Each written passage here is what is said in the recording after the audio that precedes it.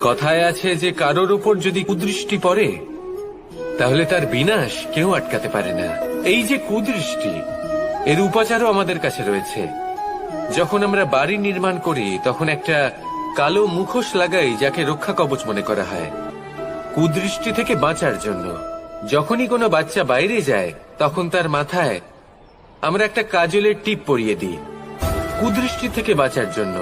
অর্থাৎ এই সংসারে কুদৃষ্টি থেকে বাঁচার উপাচার রয়েছে।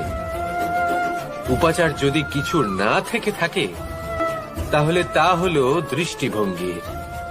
যদি আপনার দৃষ্টিভঙ্গি অনুচিত হয় তাহলে আপনার পতন কেউ আটকাতে পারবে না। না পারবে কালো মুখোশ, না কালো টিপ, না স্বয়ং ঈশ্বর। সেই জন্য নিজের দৃষ্টিভঙ্গি শুভ করে তুলুন, সবকিছু শুভই হবে। রাধা রাধা।